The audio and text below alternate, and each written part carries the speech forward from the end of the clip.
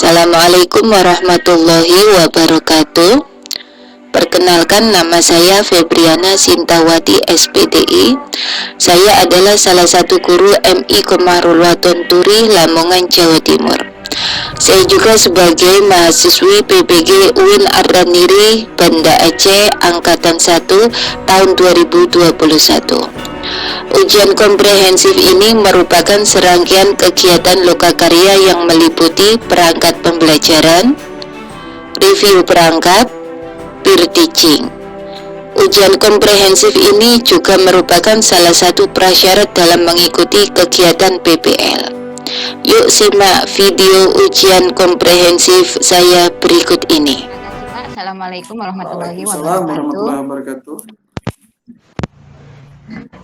Kali ini saya membuat rencana pelaksanaan pembelajaran, yaitu mata pelajaran Al-Quran Hadis kelas 3 semester 1, materi pokok surat An-Nas dengan alokasi waktu 1 kali pertemuan atau 2 kali 35 menit.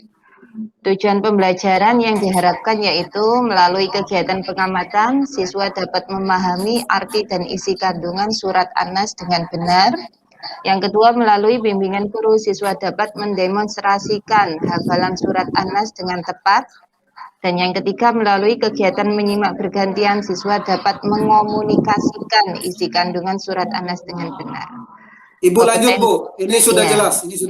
Ya, sudah jelas ya, Pak. Langsung KD ya, Pak. Baik. Lanjut. KD 3.1 memahami arti dan isi kandungan surat An-Nas. KD 4.1 mendemonstrasikan hafalan surat An-Nas. Indikator pencapaian kompetensi 3.1.1 siswa dapat melafalkan Al-Quran surat An-Nas dengan baik dan benar. 3.1.2 siswa dapat membaca surat An-Nas dengan baik dan benar. 3.1.3 siswa dapat menghafalkan surat An-Nas dengan baik dan benar. 3.1.4 siswa dapat mengartikan surat An-Nas dengan baik dan benar. 3.1.5 siswa dapat menyimpulkan arti surat An-Nas dengan baik dan benar. 3.1.6 siswa dapat menjelaskan isi kandungan surat An-Nas dengan baik dan benar. 4.1.1 lanjut aja ya, Pak. Yang dikerjakan aja, Bu. Yang untuk RPP ini aja. Iya, ini untuk RPP ini, Pak. Ya, silakan. Siswa dapat mendemonstrasikan hafalan surat An-Nas dengan baik dan benar. Siswa dapat mengomunikasikan isi kandungan surat An-Nas dengan baik dan benar. Materi pembelajaran, yang pertama fakta, lafal surat An-Nas berjumlah 6 ayat. Surat An-Nas diturunkan di kota Mekah. Surat An-Nas merupakan surat yang ada di urutan terakhir dalam Al-Quran. Yang kedua, konsep, melafalkan surat An-Nas ayat per ayat, mengartikan surat An-Nas. Yang ketiga, prosedur, menjelaskan isi kandungan surat An-Nas. Metode pembelajaran, model pembelajaran discovery learning, pendekatan saintifik, metode pembelajaran ceramah, diskusi, dan tanya jawab. Media, PPT, M4 atau MP3, LKPD, alat dan bahan, LCD proyektor, laptop, slide, kertas, lem, spidol, dan whiteboard. Sumber belajar, buku guru dan buku siswa Al-Quran Hadis kelas 3, halaman 12-20. Juz Amma atau Al-Quran, kegiatan pembelajaran, pendahuluan yang pertama, orientasi. Guru memulai kegiatan pembelajaran dengan mengucapkan salam dan mengajak peserta didik untuk berdoa bersama. Guru menyapa, memeriksa kehadiran, kerapian, serta kesiapan siswa. Guru mengkondisikan kesiapan siswa untuk mengikuti kegiatan belajar mengajar baik secara fisik maupun psikis. Persepsi, guru menyampaikan tujuan pembelajaran.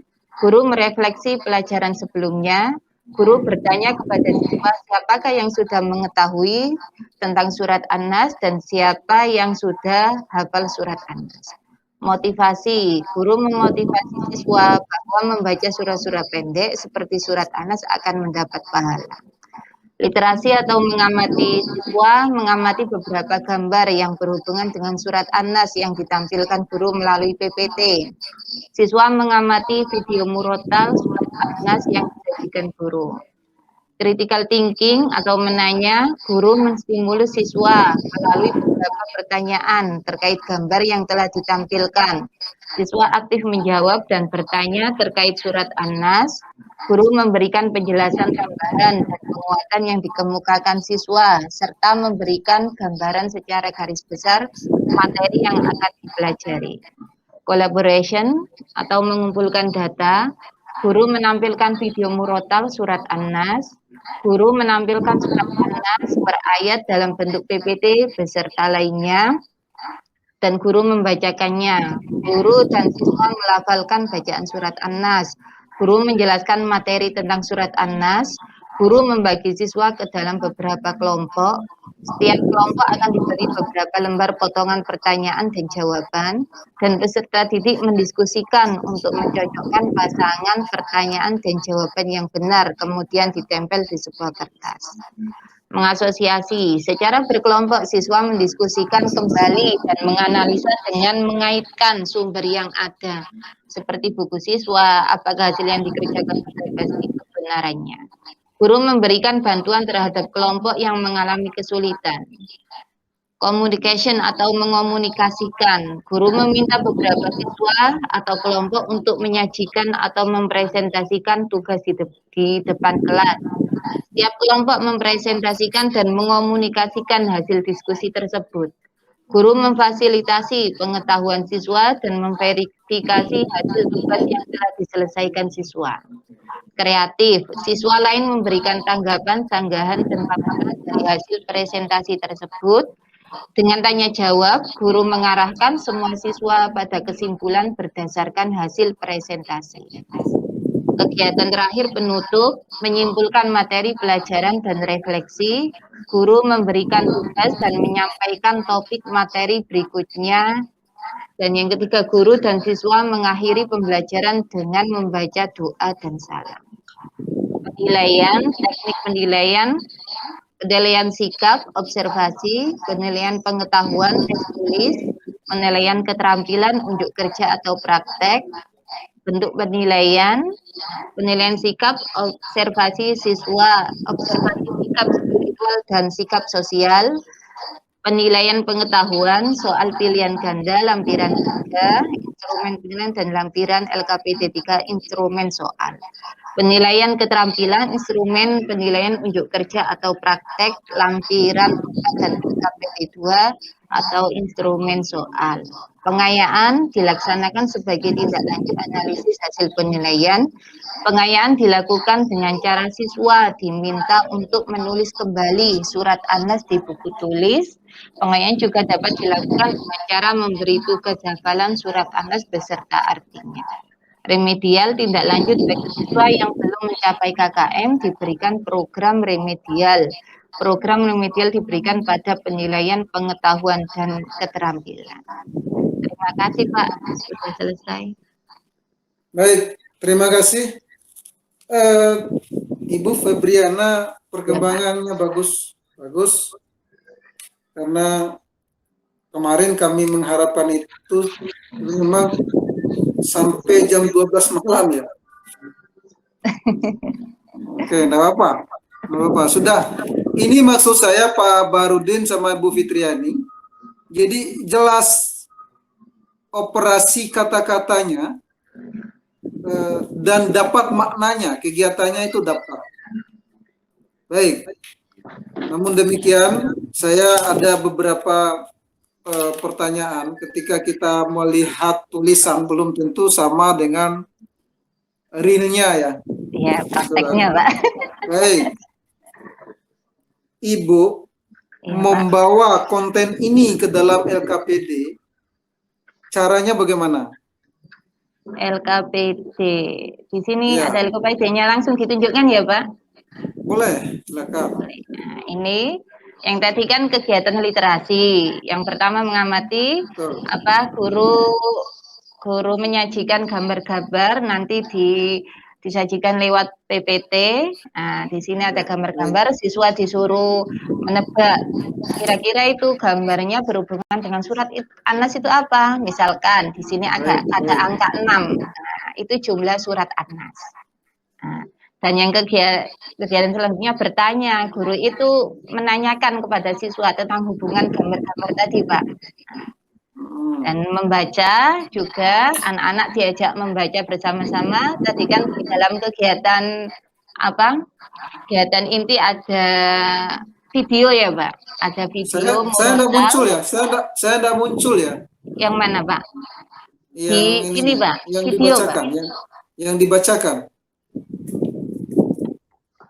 Oh Saya, iya. yang Ibu Fitriani yang di bacakan, kegiatan saya ya, Pak. Yang di kegiatan ya. Ya baik, benar. ya, yang LKPD. Nah, ini Pak. Guru Mana dan dia? siswa melafalkan bacaan surat An-Nas. Baik, oke, itu cara Ibu. Artinya ini kan dah kelihatan sekali Ibu melibatkan kontennya, konten apa, teknologinya, Iya. dan ini arah kegiatannya memang akan betul-betul dibuat untuk mencapai tujuan. Jadi maksud saya kan beda orang yang menulis untuk mencapai tujuan tapi kegiatannya tidak mencapai tujuan. Baik. Nah, Ibu, ketika anak mengalami kesulitan dalam pembelajaran dengan cara ini, langkah preventif yang Ibu ambil apa? Ya mungkin permasalahan anak itu ditanya dulu kira-kira yang tidak menguasai itu apa, Pak. Nanti kalau sudah kita tahu, oh saya nggak bisa ini Bu, misalkan mengartikan mufradat atau atau dalam hafalannya ini kan berhubungan dengan surat An-Nas ya Pak.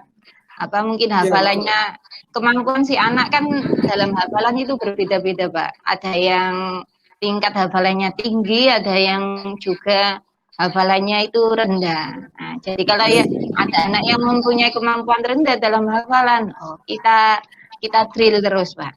Maksudnya kita bantu bagaimana supaya anak itu bisa mencapai target tujuan pembelajaran tersebut. Gitu, Pak. Baik. Selanjutnya, Ibu memaknai pembelajaran ini sudah sangat bagus. Hanya saja ketika di dalam kelas, apalagi ini kelas virtual, kelas daring ya, dalam jaringan. Kelas 3. Iya. Kan susah untuk membagi siapa yang harus melakukan ini, apalagi dalam membentuk kelompok. Hanya saja ini tadi tidak dibentuk kelompok ya. Iya, dibentuk kelompok, Pak. Baik. Nah, di dalam kelompok ini dengan jarak yang tidak sama atau tidak berada dalam satu ruangan atau satu tempat yang sama, ini kan komunikasinya kan agak susah sedikit. Iya. Cara Ibu untuk mengantisipasi atau untuk menyelesaikan masalah itu gimana caranya? Kebetulan kan ini saya ngajarnya di MI ya Pak. Kita realnya saja ya, realnya. MI ini kan satu desa. Mungkin kita kelompokkan si anak itu rumahnya yang agak dekat. Yang agak dekat-dekat, nanti kalau kan bisa dikerjakan bareng di rumahnya siapa gitu Pak. Meskipun tugasnya itu lewat WA, tapi kalau mengerjakan kan bisa langsung gabung sama temennya yang rumahnya yang paling dekat. Baik. Selanjutnya, ini persoalan pemanfaatan model dalam kegiatan pembelajaran. Saya kira ini tidak bermasalah, ya, sangat berarti bagi saya ketika melihat apa yang Ibu tulis, Ibu buatkan di dalam LKPD. Hanya saja saya ingin mendengarkan informasinya. Setelah Ibu membuat anak dalam bentuk kegiatan seperti ini, di dalam LKPD itu kan ada tugas, ada kegiatan. Iya, Pak. Biasanya tugas kan belum tentu secara disiplin mereka kumpulkan, mereka kerjakan dan sebagainya dengan banyak hambatan terkait connecting, kemudian ketersediaan referensi dan sebagainya. Nah, ini menjadi permasalahan bagi mereka, itu satu. Kemudian yang kedua, ketika proses pembelajaran berlangsung, ini kita dihadapkan dengan anak, apalagi anak-anak MI yang karakternya kan berbeda-beda. Ya kan? Bagaimana membangun pemahaman anak dengan pola ini, kemudian anak ini bisa diarahkan ke kecakapan 421 serta bisa memiliki cara berpikir kritis atau minimal kreatif dan problem solvingnya ada. Coba Ibu. Kok agak bingung ya Pak pertanyaannya. Cara membangun apa? Cara membangun anak berpikir tingkat tinggi ya Pak. Intinya kayak Ya. gitu ya Pak. Nah. Ya baik, silakan saja. Salah satunya enggak apa-apa. Iya. Anak-anak tadi kan ya ini LKPD yang saya sajikan, LKPD. Nah, ini yang pertama. Mungkin LKPD-nya menurut saya sendiri loh, Pak. Kurang hot. Apa? Nah, ini yang untuk bahan diskusi. Anak-anak kan ini baru kelas 3, baru mungkin tahap lots lah. Ini anak-anak ya. Anak-anak disuruh mencocokkan arti antara pertanyaan dan jawaban.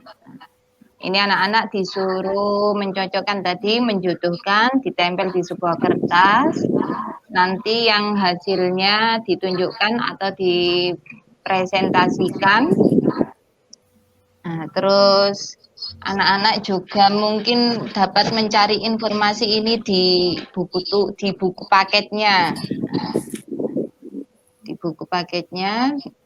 Nah, mungkin itu aja, Pak. Bagi saya sendiri ini yang bahan diskusinya kurang hot, Pak, buat anak kelas 3. Bisa ditingkatkan lagi.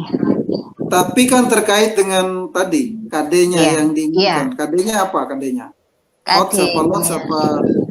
KD-nya C2, Pak, memahami, masuk lots. Masuk lots, baik. Iya. Tidak masalah. Yang penting Ibu bisa tergambar. Ya, tidak masalah. Yang penting Ibu bisa tergambar. Iya, yang penting pemahaman anak itu bisa mengerti gitu ya, Pak. Betul. Silakan saja. Nah, tetapi kan tidak semesti minimal muncul kecakapan 421-nya. Apa misalnya memprediksi bisa mencocok ke atau apalah gitu kan. Kecakapan 421-nya. Minimal itu nantinya yang diharapkan. Iya. Oke. Nah, kemudian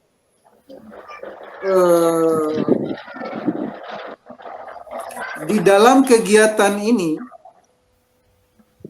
bagaimana cara Ibu mengelola kelasnya?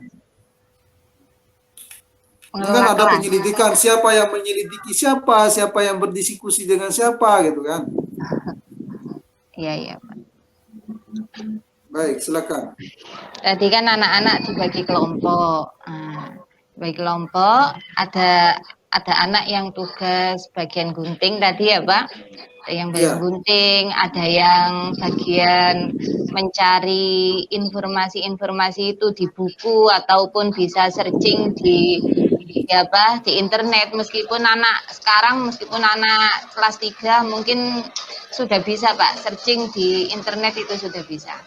Jadi ada yang bagian nempel. Nah, gitu. Baik.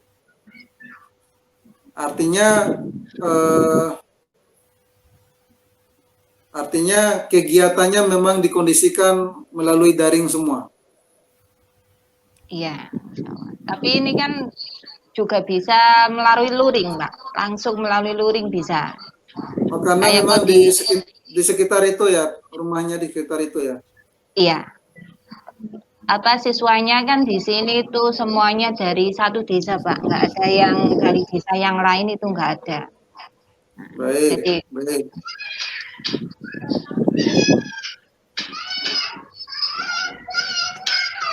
Kemudian